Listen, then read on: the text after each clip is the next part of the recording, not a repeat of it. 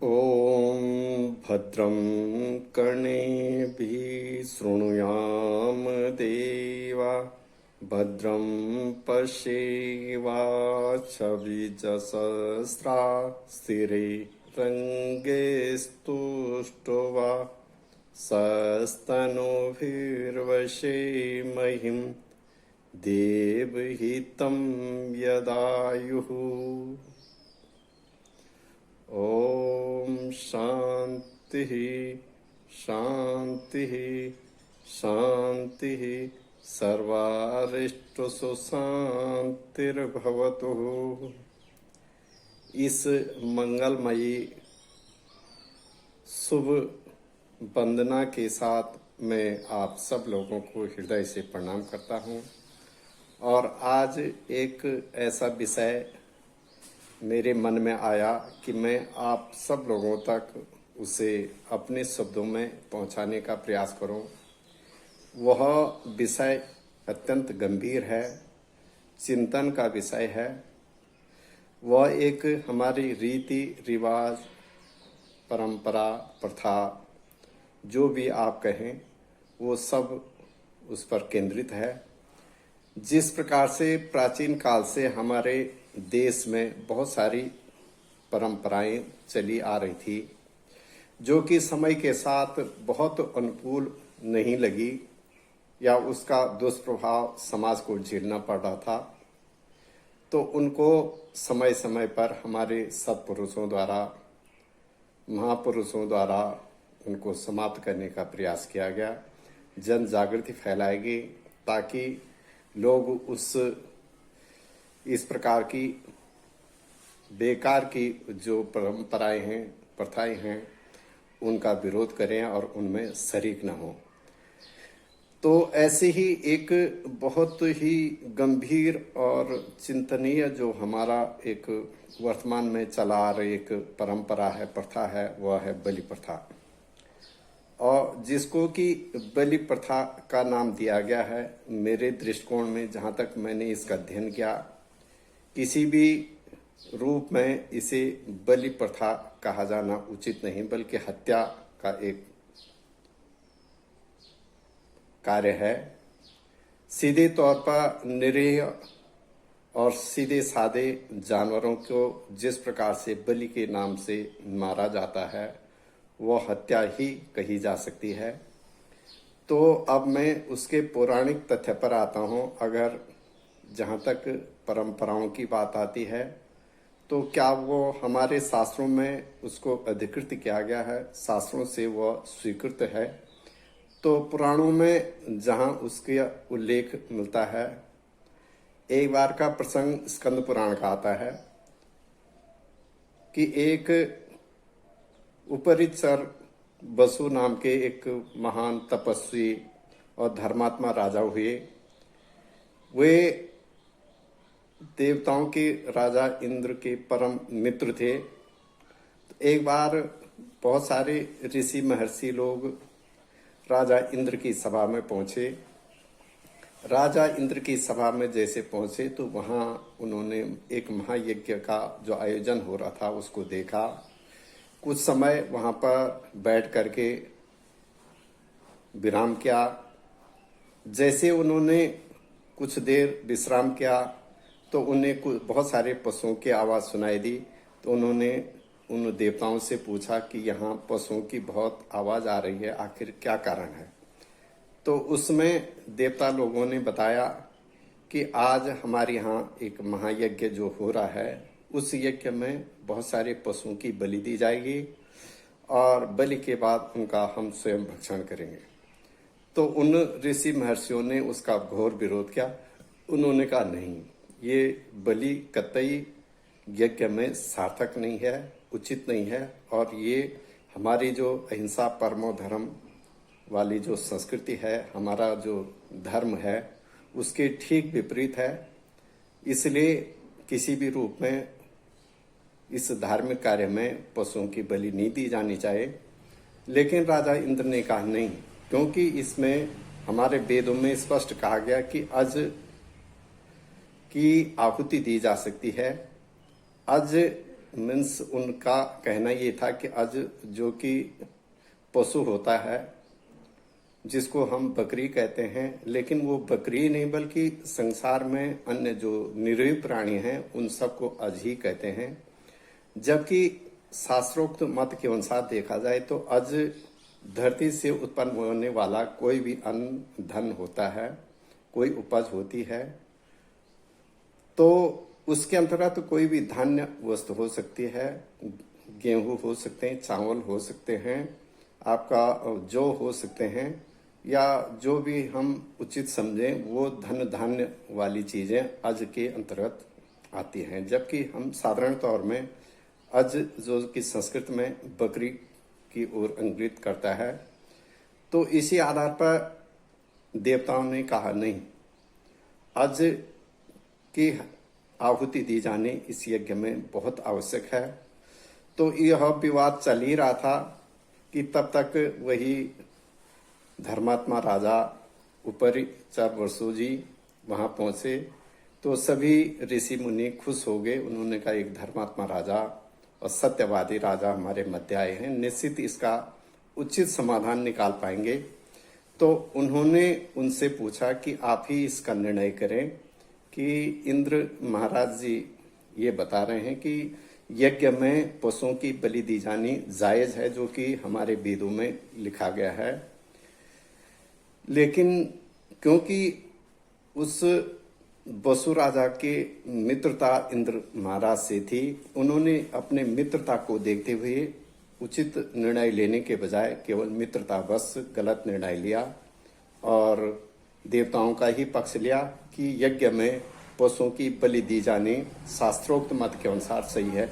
जैसे उन्होंने इस बात का समर्थन किया, तत्काल ऐसा एक घटनाक्रम आया कि वो तत्काल वहां से गिर करके पृथ्वीलोक में पटक दिए गए और पृथ्वीलोक में कई वर्षों तक वह अपना निरीह जीवन व्यतीत करते हुए मृत्यु को प्राप्त हुए। पुनः कई योनियां उन्होंने पृथ्वीलोक में ही व्यतीत की। तो कहने का आशय यह है कि यदि वास्तव में धर्म के अंतर्गत ये पशु बलि को मान्यता होती तो उस राजा वसु राजा को इस प्रकार की दंड के अंतर्गत परेशान नहीं होना पड़ता।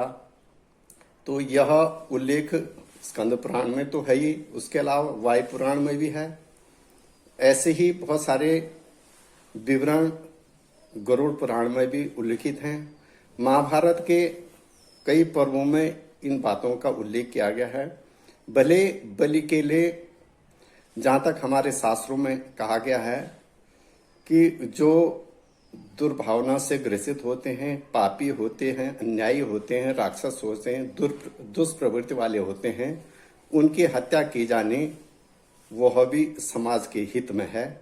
लेकिन एक बकरी जो कि बहुत ही निरीह प्राणी है और किसी का कुछ भी नहीं बिगाड़ती है, उसका इस प्रकार से देव दोष का नाम दे करके हत्या करना निश्चित ही बहुत अन्यायपूर्ण है।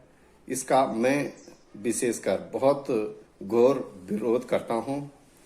और जहां तक मेरी दृष्टिकोण में या शास्त्रों का अध्ययन करने पर मुझे ज्ञात हुआ कि बलि का सीधा तौर पर जो शाब्दिक अर्थ होता है वह होता है शक्ति, सामर्थ्य, बल, मजबूती, दृढ़ इच्छा शक्ति। तो ये सारी बातें बलि के अंतर्गत आती है, न कि किसी पशु की हत्या करना। पशुओं की बलि का जो सीधा आज की दृष्टिकोण में जो चीज हमारे समाज में दिखाई देती है वो बलि नहीं कही जा सकती, वो हत्या कही जा सकती है और उसका हर स्तर पर विरोध किया जाना बहुत उचित है। तो यदि अगर आपको कुछ बलि देना है तो आप अपने सामर्थ्य के अनुसार किसी गरीब को, किसी असहाय को, जरूरतमंद की सहायता कर सकते हैं। उसको अपनी ओर से आर्थिक रूप से या जिस प्रकार से भी उसको आवश्यकता है उसके अनुसार उसकी सहायता की जाए, तो वह बलि है। वह सामर्थ्य के अनुसार आपके द्वारा दिया गया दान है। जहां तक बलिदान की बात कहते हैं तो जब भी कोई दुश्मन देश हमारी सीमा में घुसने की कोशिश करता है या वहां का कोई सिपाही या कोई व्यक्ति, तो उसका हम डट कर मुकाबला करते हैं और तब तक मुकाबला करते हैं जब तक हमारे शरीर में प्राण होते हैं। यदि वो हमारे सामर्थ्य से बाहर ज्यादा ताकत रखता है तो निश्चित हमें अपने प्राणों की आहुति देनी पड़ती है। उसको कहते हैं बलिदान। तो इस प्रकार से किसी पशु का बलिदान करना कहाँ तक औचित्यपूर्ण है, मेरी समझ से परे है। जहां तक बलिदान की बात आती है, बलि की बात आती है, पशु बलि की बात आती है, तो सीधे तौर पर मैंने कहा कि यह हत्या है। और हत्या किसी भी रूप में, चाहे भारतीय कानून हो या किसी भी देश का कानून हो, किसी भी रूप में जायज नहीं ठहराया जा सकता है। निश्चित ही वह पशु बलि के नाम पर पशुओं की हत्या करने वाला व्यक्ति प्रभावशाली हो, वह यहाँ के कानून से बच निकले। लेकिन जिस प्रकार से एक देश की मुद्रा दूसरे देश में विनिमय के अंतर्गत परिवर्तित हो करके उसका दुगना या तिगुना या कुछ आगे बढ़कर या कम ज्यादा जो भी उसका विनिमय दर होगा उसके अनुसार घटता और बढ़ता है, उसी प्रकार से यहाँ के अपराध को गठित करने पर, यदि यहाँ उसको अपराधी घोषित करने पर उसको दंड मिलता है तो सो फार सो गुड। नहीं मिल पाता है तो ऊपर जहाँ अनंत ब्रह्मांड के रक्षक स्वयं निवास करते हैं, वहां से जो निर्धारित किया गया कानून है, उस कानून के अनुसार वह 10 गुना उसका दंड का भोगी होता है। तो महसूस कर सकते हैं कि कितना कष्ट उसको उठाना पड़ेगा। एक और तथ्य मेरे देखने में ये बात आई, जिस किसी पशु की बलि हमारे द्वारा दी जाती है या किसी व्यक्ति विशेष द्वारा दी जाती है, उस पशु की यदि उम्र 20 बरस, क्योंकि पशुओं की औसत उम्र 20 बरस होती है, 20 बरस है और उसको हमने 10 या 5 बरस के अंतर्गत ही मार दिया, तो उसके जो भी शेष बरस रहते हैं जीवन के, तो उन वर्षों में जो भी कष्ट परेशानी उसको शेष रूप में झेलनी थी या भोगनी थी, वह तो उस मृत्यु के साथ ही समाप्त होगी उसकी ओर से। लेकिन जिसने मारा वह कष्ट उसको झेलना पड़ता है। भले ही निर्णय के अनुसार हमारा जो वैदिक और हमारा शास्त्रों में जो स्पष्ट उल्लेख किया गया है, उसके द्वारा जो अच्छे कर्मों का जो फल उसका शेष रह गया था, वह कर्म तो उसका फल उसको अवश्य मिलना है, उसको दूसरी योनि में प्राप्त होना है उसी पशु को। लेकिन मारने वालों को उसका जो दुष्प्रभाव है, उसके द्वारा उसको जो पूर्व संचित कर्मों के आधार पर जो भी कष्ट मिलने थे, वो शेष कष्ट उस व्यक्ति को भोगने पड़ते हैं। तो आप महसूस कर सकते हैं, एक तो अपने आप में स्वयं उसको कई संचित कर्मों का फल उस बलिदान देने वाले को करना पड़ता है, बलि देने वाले को भोगना पड़ता है। उसके अलावा उस बलि की पशु की बलि देने पर उसको भोगना पड़ता है। तो कितना कष्टमय जीवन होता है। हमने अक्सर ये भी महसूस किया, जिन जिन भी परिवारों में या समाज में जहां भी बलिदान की इस प्रकार की परंपरा है या देवदोष का आडंबर रचकर या अपनी स्वास्थ्य को बनाए रखने के उद्देश्य से पशुओं की इस प्रकार से बलि दे करके उनके मांस का भक्षण किया जाता है, तो निश्चित वो परिवार मुझे नहीं लगता कि बहुत संपन्नता की ओर रहते होंगे। बहुत कम चांस हैं, अधिकतर वो बहुत ज्यादा कष्टमय जीवन ही व्यतीत करते हैं। यदि हमने देवदोष के बहाने किसी पशु की बलि एक बार देनी शुरू कर दी, तो हमें अपने जीवन काल में कई बार पशुओं की बलि देनी पड़ती है। तो जो पाप का स्तर है, निश्चित वो पाप का स्तर इतना बढ़ता है क्योंकि एक बार की बलि देने का आशय है कि हमने पाप के सीढ़ी में कदम रख दिया है और सेकेंडरी हमें उस पाप को पूर्णतः प्राप्त करने के लिए, ताकि फल हमें उसका भोगना पड़े, क्योंकि भगवान भी तब तक किसी को उसका प्रायश्चित का फल नहीं देता है, उसके गलत कर्मों का फल नहीं देता जब उसका घड़ा भर नहीं जाता है। कहते हैं कि जब तक घड़ा नहीं भरता है, तो उस घड़े को भरने के लिए उसको कई बार इस प्रकार के दुष्कर्म उसके द्वारा किए जाते हैं, तब जाके उसका घड़ा भर जाता है। तो उसको घोर नरक में जाना पड़ता है। वो निश्चित ही इस प्रकार का व्यक्ति घोर नरकवासी होता है। क्योंकि एक बार की कथा मैं श्रीमद् भागवत की आपको बताना चाहूंगा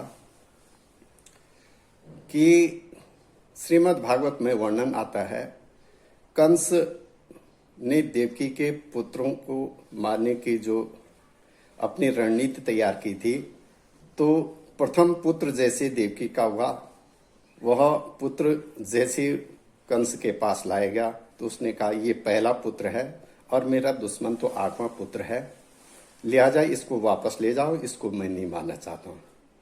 तो जैसे वो वापस ले गए, उसके बाद स्वर्गलोक में सभी देवताओं को बड़ा कष्ट हुआ। उन्होंने कहा अगर ये इस प्रकार से धर्मात्मा बन जाएगा तो उसकी मृत्यु का कोई कारण नहीं बन पाएगा। उन्होंने प्रभु से प्रार्थना की कि प्रभु इसका उपाय क्या किया जाए। उन्होंने कहा भाई नारद मुनि को आप बता सकते हैं। तो नारद मुनि ने उपाय बताया और उस उपाय का समाधान करने के लिए वो स्वयं पृथ्वीलोक में आए और कंस को मिले। कंस को कहा कि आपने देवकी के प्रथम पुत्र को छोड़ करके बहुत ज्यादा अपने लिए कष्ट का एक उपाय छोड़ दिया है, इसलिए क्योंकि आपने तो ये सुना कि देवकी का 8वां गर्भ ही मेरी मौत का कारण होगा, मेरा दुश्मन होगा, मैं उसी को मारूंगा। लेकिन आप अपनी उंगलियों को दोनों ओर से गिन करके देखें, पहली ओर से 5 उंगली और शेष हाथ की 3 उंगली, 5 3 8, इन 8 उंगलियों को गिन करके आप एक तरफ से स्टार्ट करिए तो आपको 8 अंतिम दिखाई देगा।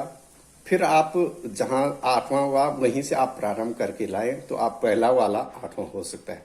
आप किसी को भी बीच में गिनती करेंगे तो आपको कोई ना कोई एक 8वां बन जाएगा इन्हीं 8 में से। तो आप अगर इनमें से किसी एक को छोड़ते हैं तो कोई भी आपका दुश्मन हो सकता है। तो यह समझ में आई कंस के, उसने एक एक करके जितने भी बच्चे हुए देवकी के सबकी हत्या करने का प्रण ले लिया। तो यह सारा उपाय इसलिए ढूंढा गया क्योंकि उसके पाप का घड़ा भरना जरूरी था। अगर वो इस प्रकार का न्याय नहीं करता तो प्रभु को उसके संहार के लिए पृथ्वी में जन्म लेना संभव नहीं हो पा रहा था।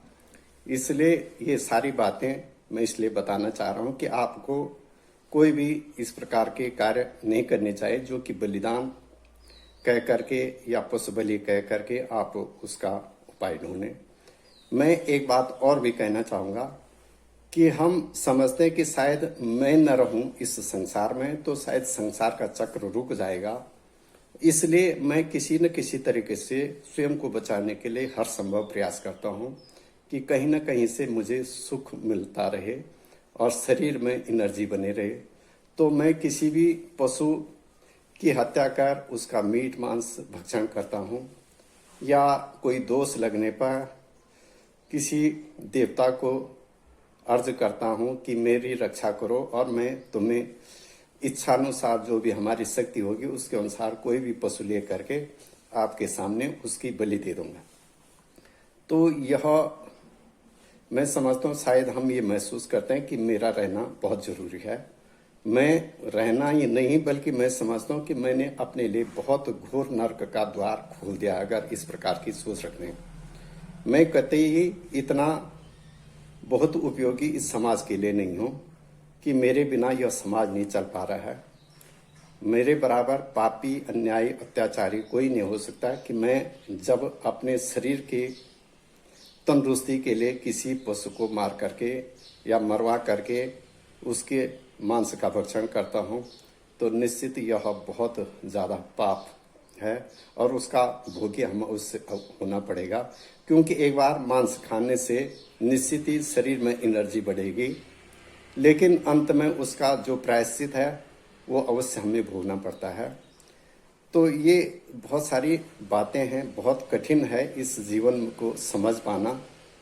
और मैंने देखा अक्सर घर गांव में, हमारे इन इलाकों में तो बहुत सारी देवी देवताओं की डोली यात्रा, जिसको देवरा यात्रा कहते हैं, और बनियात में जो महायज्ञ होता है, इस दौरान प्रारंभ से लेकर अंत तक पता नहीं कितने पशुओं की बलि दी जाती है, हत्या की जाती है। मैं बलि तो नहीं कह सकता हूँ, हत्या की जाती है। बहुत सारे बकरियां और अष्टबलि के नाम पर पता नहीं कितने जीव जंतुओं की हत्या की जाती है। निश्चित जनहितकारी या जन जन की सेवा, शांति, सुरक्षा के लिए जो आयोजन किया जाता है, उसमें इस प्रकार से पशुओं की हत्या करके उसको बहुत दूषित किया जाता है। तो देवी या देवता के जो डोली है या उसकी जो मूर्ति है, उसके सकलीकरण, शुद्धिकरण या शक्तिकरण के लिए जो उपाय किए जाते हैं, उसके अंतर्गत एक परंपरा के तहत बलि का ही भी प्रावधान रखा गया है। जब भी चलते चलते कभी अगर शक्ति का स्तर कम होने लगता है तो पुनः फिर बलि दी जाती है। तो यह जो परंपरा, मुझे बहुत दुख के साथ यह कहना पड़ रहा है कि इसके बराबर अन्याय और अत्याचार कुछ नहीं है।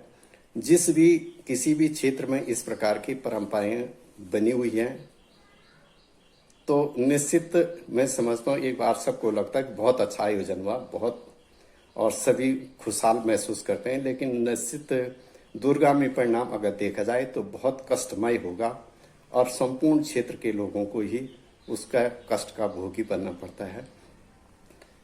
जो देवी देवताओं के नाम से इस प्रकार से भक्षण करते हैं मीट मांस का या मारते हैं, तो निश्चित जो साधारण तौर पर मारे जाने वाले पशुओं की हत्या का जो दोष है, उससे कई गुना ज्यादा दोष होता है। क्योंकि आपने एक अन्याय तो ये क्या पशुओं की हत्या की, लेकिन दूसरे में उसमें देवताओं को भी शरीक कर दिया। देवताओं का एक बहाना लेकर के उनकी जो कल्याणकारी भावना है उसको दूषित किया है। तो मैं स्पष्ट करना चाहूंगा कि हमारे शास्त्रों में देवताओं को सबका रक्षक कहा गया है। हमको हमारा जन्म देने वाला, हमारे पालन करने वाला, और जब भी हम कोई अन्याय अत्याचार करते हैं उसका दंड दोष देने वाला भी वही है। तो वह कभी भी किसी प्राणी की हत्या का हमें आदेश नहीं दे सकता है, कोई जायज नहीं मान सकता है। तो ये सारी जो परंपराएं हैं, हमारी बनाई हुई परंपराएं हैं। हम उन शब्दों को, उन बातों को न मानते हुए बहुत अन्याय करते हैं। माँ जगदम्बा के नाम पर, जो कि स्वयं माता हैं, माता कभी अपने पुत्र को इस प्रकार से कष्ट में नहीं रख सकती है। लेकिन देवी देवता कभी भी किसी का बुरा न सोच सकते हैं, न कर सकते हैं, और न ही कभी ये भावना उनके दिल में आती कि मैं एक प्राणी को मार करके दूसरे प्राणी की रक्षा करूं। ये कभी भी संभव नहीं है, क्योंकि माँ जगत जननी जगदम्बिका सबकी माँ है। एक पुत्र की हत्या करके वो दूसरे पुत्र को सुरक्षा प्रदान करने में कभी भी मैं समझता हूँ कि ये बहुत माँ की भावना के अंतर्गत नहीं आता है। यह हमारे ही दूषित भावनाएं होते हैं। निश्चित ही उसके पाप का प्रायश्चित हमें अवश्य भोगना पड़ता है। एक और बात जो मुझे अहम लगी, जब भी हमें किसी व्यक्ति विशेष या समाज विशेष से स्वयं को कष्ट महसूस होता है या दुख दर्द महसूस होता है या ये लगता है कि ये मुझे मार सकता है, तो ऐसा ही वो प्राणी भी जिसको कि हमने उसको बलिदान के नाम पर हत्या करने के लिए लाए हैं, तो उस प्राणी, भले वो बोल नहीं सकता है, निरीह प्राणी है, मूक दर्शक बना हुआ है, सामर्थ्य भी नहीं उसकी वो हमारा विरोध कर पाए, लेकिन मन में उसका भी आभास अवश्य होता है कि वास्तविक ये कुछ ही समय बाद मुझे मारने वाले हैं। तो प्रतिकार न करने के बावजूद भी, न सामर्थ्य होने के बावजूद भी उसके मन से निकली हुई जो बद्दुआएं हैं, निश्चित ही उसको लगता है कि जिस प्रकार से इनके द्वारा मुझे मारा जा रहा है, निरीह समझकर, सीधा साधा समझकर और देवी देवताओं के नाम पर मेरी बलि दी जा रही है, मेरी हत्या की जा रही है, तो इस हत्या का पाप इनको अवश्य भोगना पड़ेगा। तो निश्चित उस हत्या का पाप, उसकी बद्दुआओं का असर हमें अवश्य उस बलि देने वाले को भोगना पड़ता है, क्योंकि स्वयं अपने आप पर भी महसूस करें, यदि हमें कोई कष्ट देता तो हम उस कष्ट देने वाले को कितने बद्दुआएं देते हैं। पहले तो अगर हमारे सामर्थ्य है तो पूरा लड़ करके उसका मुकाबला करते हैं, यदि लड़ने की सामर्थ्य नहीं है तो निश्चित हम उसको अपने दिल से निकली हुई बद्दुआएं अवश्य देते हैं। और उसी का कारण होता है कि हम कहते हैं कि किसी पर देवी देवता लग गया, छल लग गया, ये लग गया, कई बातें कहते हैं, लेकिन कुछ नहीं लगता है। लगता तो अपना मन ही लगता है या किसी की बद्दुआएं लगती हैं। यदि हमने किसी को कष्ट दिया है तो निश्चित उसको अवश्य भोगना पड़ता है। तो ये बहुत सारी बातें हैं। पशुओं की हत्या करने पर किसी भी व्यक्ति को कभी भी कोई सुख संपत्ति कभी नहीं मिल सकती है। तो ये बहुत बड़ी बात है, क्योंकि बलिदान अपने में बहुत बड़ा शब्द है। राक्षस राज प्रहलाद का नाती जो बलि के नाम से बहुत सारे संसार में प्रसिद्ध है और उसका आज भी सम्मान के साथ नाम लिया जाता है। इसी कारण लिया जाता है कि उसने अपने सामर्थ्य से भी अधिक दान दिया था। भगवान वामन को स्वयं अपने राजपाट तो दिया ही दिया, लेकिन उसके अलावा अपने शरीर को भी उन्हें समर्पित कर दिया था और अंत में वह इस लोक से पाताल लोक को चले गए थे। तो ऐसे महान व्यक्ति को, जिसका नाम पूर्व में जो भी रहा हो, लेकिन उसको बलि के नाम से, क्योंकि बल सामर्थ्य का सूचक है, शक्ति का सूचक है, उसने अपनी शक्ति के अनुसार उन प्रभु को जो कि दान मांगने आए थे उनको दान दिया। उसके बावजूद राक्षस कुल का होने के बाद भी आज भी उन्हें सम्मान की दृष्टि से पुकारा जाता है, माना जाता है। इतिहास में उनका उल्लेख मिलता है।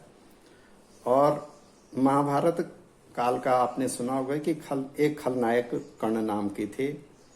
कर्ण जो कि दुर्योधन के साथ जो कि पाप था, अन्याय था, अत्याचारी था, ऐसे दुष्प्रकृति के व्यक्ति के साथ रहने के बावजूद भी उसमें एक महत्वपूर्ण गुण था दान देने का।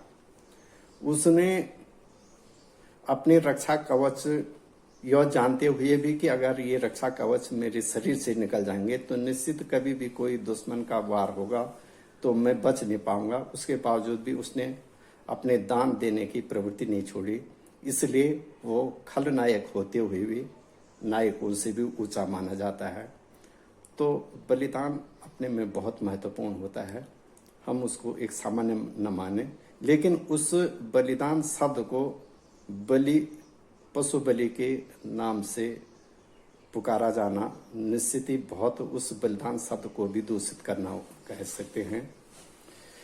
तो ये बहुत सारी बातें हैं जो मैं आप सब लोगों से साझा करना चाह रहा था। तो मुझे लगता है कि किसी भी मामले में, किसी भी दृष्टिकोण से यह हमारे सनातन धर्म के लिए बहुत उपयुक्त नहीं है। और प्रश्न अब आता है कि यदि वास्तव में पशु बलि बहुत अच्छी नहीं है तो इसको हमारे शास्त्रों में या पूर्व से प्रचलन में किसने रखा और कैसे ये प्रचलन में है। तो इसके संबंध में भी मैं एक बात अवश्य आप सब लोगों के संज्ञान में लेना चाहूँगा कि पूर्व काल में भी मनुष्य जैसे शरीर दिखने पर भी उनमें राक्षसी प्रवृत्ति अंदर से भरी हुई थी। वो राक्षसी प्रवृत्ति जो कि रात दिन मीट मांस भक्षण के लिए ही तत्पर रहती थी। ऐसे व्यक्तियों द्वारा अपने शरीर की आवश्यकता पूरी करने के लिए, उसका मांस का भक्षण करने के लिए, उसका स्वाद लेने के लिए, उसको न्यायोचित घोषित करने के लिए या जन सामान्य की दृष्टिकोण में उचित महसूस कराने के लिए उसको शास्त्रों में उल्लिखित किया गया। लेकिन हमारे जो सीधे सादी जनता थी या लोग थे, सनातनी संस्कृति वाले थे, वो तुरंत ही उनके बहकाव में आ गए और तब से ही यह संस्कृति चली आ रही है। इस बलिदान प्रथा या बलि प्रथा का विरोध करने के लिए समय समय पर बहुत सारे सामाजिक कार्यकर्ताओं द्वारा, समाज सेवकों द्वारा विरोध किया गया। बहुत सारे देव मंदिरों में, देवी के मंदिरों में इसका विरोध किए जाने के कारण बहुत कमी भी आई। बहुत अच्छी बात है, बड़ी खुशी की बात है।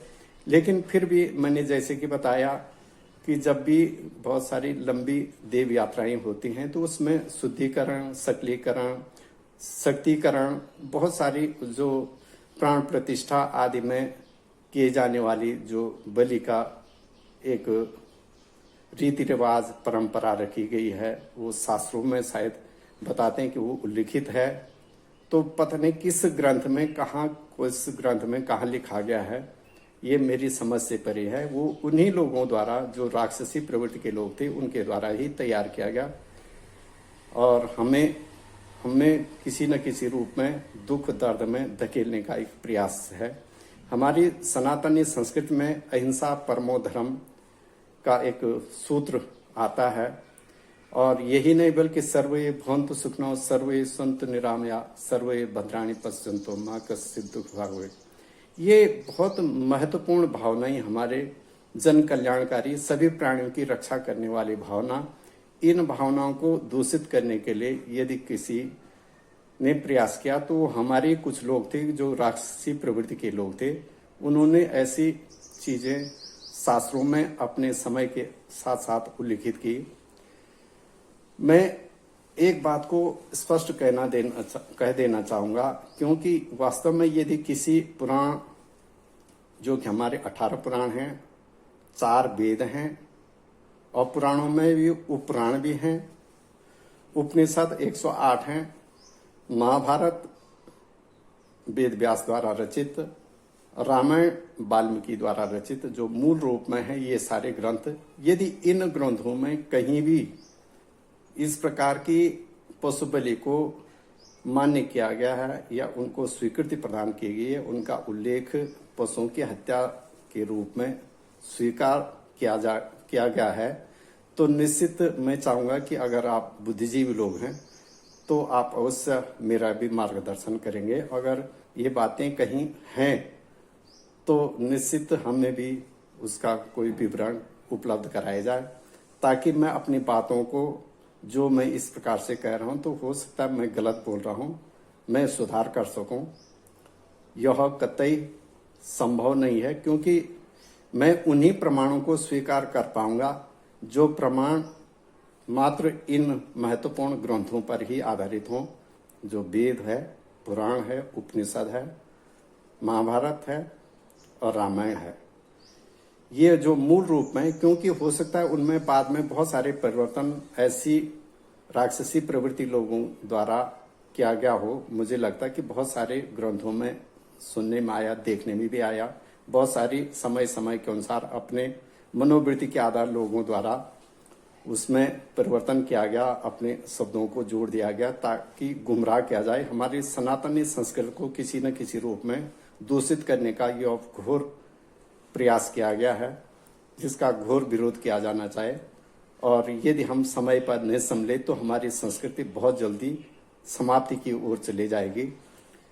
यही नहीं, हमें संस्कृति को बचाने के लिए बहुत सारे प्रयास करने पड़ेंगे। तो ये सारी बातें मैं कई बार आप लोगों को समझाना चाहता था, बताना चाहता था, लेकिन समय का अभाव या जैसे जैसे भी जो समय उपयुक्त मिला उसके अनुसार मैंने कोशिश की कि आज मैं आप सब लोगों तक अपनी ये बातें साझा कर पाऊँ। तो एक बार की बात और शास्त्रों में जो उल्लेख मिलता है, मूर्ध्वज और ताम्रध्वज का विवरण शास्त्रों में आपने कई बार सुना होगा। जब भगवान श्री कृष्ण और अर्जुन यात्रा में कहीं जा रहे थे तो संयोग से रास्ते में अर्जुन द्वारा कुछ अहम जैसी बातें, अपना अभिमान जैसे जताने का प्रयास किया गया कि जिसके साथ स्वयं भगवान श्री कृष्ण हो उससे बड़ा कोई नहीं हो सकता है, और सबसे बड़ा धर्मात्मा मैं ही हूँ और भगवान का भक्त मैं ही हूँ। तो भगवान ने जब देखा कि वास्तव में अर्जुन को अहम हो रहा है, घमंड हो रहा, तो उसके अहम को चूर्ण करने के लिए वो एक राजा जो कि जिसका नाम मूर्ध्वज था उसके यहाँ गए, और वहां गए तो संयोग से उन्होंने अपनी माया से एक शेर की रचना की। शेर, अर्जुन और स्वयं भगवान श्री कृष्ण उस मूर्ध्वज के राज में गए, दरबार में गए। वहां जाते उन्होंने भिक्षा मांगनी शुरू की। तो राजा ने कहा कि जो भी भिक्षा आपको उचित लगती है आप ले लीजिए। तो उन्होंने कहा भाई भिक्षा तो पहले जो भी हो, लेकिन हमारा ये शेर बहुत भूखा है और वो केवल मीट मांस ही खाता है, क्योंकि उसका स्वरूप ही मीट मांस खाने का है। तो इसके लिए केवल एक ही चीज हो सकती है कि आपका पुत्र ताम्रध्वज है, उसको अपने आप स्वयं दोनों पति पत्नी आरे से चीर करके इसके सामने डाल देंगे तो इसका पेट तभी पूर्ण हो पाएगा। तो ये एक बहुत बड़ी परीक्षा थी। मूर्ध्वज और उसकी पत्नी ने दोनों ने मिलकर के अपने बेटे को आरे से चीरा, लेकिन शर्त यह थी कि उनके आंखों से एक बूंद भी आंसू नहीं निकलने चाहिए, नहीं तो उसका वह स्वीकार नहीं कर पाए वो शेर उस मीट को, उस मांस को। तो उन्होंने किसी न किसी रूप में अपने पुत्र को आरे से चीर करके उस शेर के सामने रखा। तो ये एक बहुत कठिन परीक्षा, लेकिन उस परीक्षा में वो उत्तीर्ण हो गए।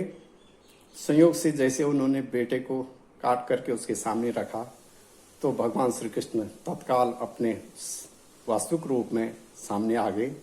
उन्होंने उनको वरदान दिया कि आपने जो मैंने आपको कहा था वो आपने पूर्ण किया, आप बोलें आपको क्या वरदान चाहिए। उन्होंने कहा हमें कुछ नहीं प्रभु, आपने दर्शन दे दिए वही बहुत बड़ी बात है, फिर भी अगर आप प्रसन्न हैं तो हमारे बेटे को जिंदा कर दीजिए। तो उसने कहा ठीक, तुम अपने पुत्र का नाम पुकारो, ताम्रध्वज कह करके। तो उन्होंने अपने बेटे का नाम पुकारा। जैसे पुकारा तो कुछ ही क्षण में वह जिंदा उनके सामने प्रकट हो गया।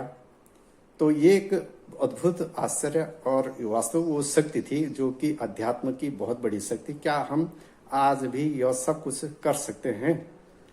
तो यदि कर सकते हैं तो ठीक, नहीं कर सकते हैं तो हम किन बातों को लेकर के बलि को जायज ठहराते हैं? तो ये बहुत सारी बातें हैं जो मैं आप सब लोगों के सम्मुख कहने का प्रयास कर रहा था। हमारी भावना किसी के धर्म और किसी के विचार, किसी के परंपरा या रीति रिवाज को आघात पहुंचाना नहीं है, लेकिन जो समाजोपयोगी नहीं है उसका विरोध करना भी बहुत आवश्यक है। यदि यह सनातनी बनी रहेगी तो निश्चित उसका दुष्प्रभाव हमें बहुत बुरी तरह से झेलना पड़ेगा। मैं सब लोगों से अर्ज करता हूं, विनती करता हूं कि कृपया ऐसी सारी परंपराएं जो कि हमारे समाज के अनुकूल नहीं है, हमारे भविष्य के हित में नहीं है, उनका घोर विरोध किया जाना चाहिए और तत्काल उनको दूर करने का प्रयास किया जाए। पशु मांस भक्षण के संबंध में एक बात जो बहुत महत्वपूर्ण है, मैं आप सब लोगों को बता देना चाहूँगा कि पशु मांस भक्षण करने वाले या किसी भी जीव की हत्या कर उसका भक्षण करने वाले पशुओं के अगर आप शरीर आकृति देखें तो वह विभत्स रूप में होते हैं। उनके दांतों की जो आकृति होती है वो नुकीले दांत लिए हुए होते हैं। और यदि आप शुद्ध शाकाहारी जो भी पशु हैं या मनुष्य हैं, उनके दांतों की आकृति आप देखेंगे सपाट होते हैं, बहुत मुलायम होते हैं। किसी भी प्रकार से किसी भी मांस, कठोर मांस को भक्षण या उसको काट करके दांतों द्वारा खाए जाने की स्थिति में नहीं होते हैं। लेकिन उसके बावजूद भी हम शुद्ध शाकाहारी शरीर होने के बावजूद भी हम दुर्भाग्यवश दुर्भावना से ग्रसित होने के कारण हम पशुओं का मांस खाने के लिए तत्पर रहते हैं। यह इससे बड़ा दुखद क्या हो सकता है। मैं चाहूंगा कि इस पशु बलि का अपने अपने स्तर से जितना भी घोर विरोध किया जा सकता है, उसको भरपूर रूप में उसका विरोध किया जाना चाहिए। मैं अपना ही एक प्रसंग आप सब लोगों तक साझा करना चाहूंगा कि मेरे जीवन में भी बहुत सारी ऐसी बातें आई कि पशु बलि देने के लिए बहुत सारे लोगों द्वारा कहा गया कि वास्तव अगर तुम्हारे इस समस्या का कोई समाधान निकलता है तो निश्चित उस देवता को बलि दे करके, उसको कोई बकरा दे करके उसको प्रसन्न किया जाए, तो तब आपको सुख समृद्धि मिलेगी, सफलता मिलेगी। तो मेरे प्रश्न, मेरे उत्तर एक ही थे कि यदि अगर इन सारी बातों से ये सफल होता है तो मैं चाहूँगा कि उसको बलि ही चाहे तो मेरे शरीर, क्योंकि मुझे भी शरीर में यहाँ रहने की बहुत ज़्यादा ज़रूरत नहीं है कि क्योंकि मेरे कारण ही ये ऐसा संसार ऐसा नहीं है कि कहीं रुक जा रहा है, संसार फिर भी चलता रहेगा। तो ये एक छोटी सी बूंद है, ये बूंद अगर निकल भी जाए तो कोई बहुत बड़ी बात नहीं। तो मैंने कतई अपने सिद्धांतों से कभी समझौता नहीं किया। यहाँ तक कि जब ससुराल पक्ष से भी जैसे बोलते हैं छल वगैरह पूजना की जो बात हमारी यहाँ परंपरा है कि उसमें बलि देना आवश्यक है, तो मैंने उसका भी घोर विरोध किया। निश्चित प्रभु कृपा से और उसी आत्मविश्वास व देवी आशीर्वाद के कारण आज तक वो शांत है और पूर्णतः संतोष है वो देवी देवता जिनकी भी हमने पूजा की सात्विक रूप में। तो निश्चित मैं समझता हूँ कि यदि हमारे अंतर मन को पूर्ण प्रसन्नता मिलती है तो कोई भी ऐसी शक्ति नहीं है कि जो किसी भी प्रकार से हमें मजबूर करे गलत काम करने के लिए।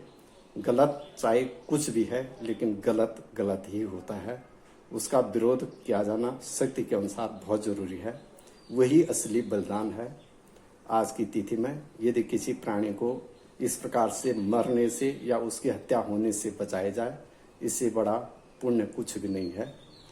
तो मैं इन्हीं शब्दों के साथ आप सब लोगों का हृदय से वंदन करता हूँ, नमन करता हूँ और धन्यवाद ज्ञापित करता हूँ कि आप लोग बड़ी गंभीरता से मेरे शब्दों को सुनते हैं।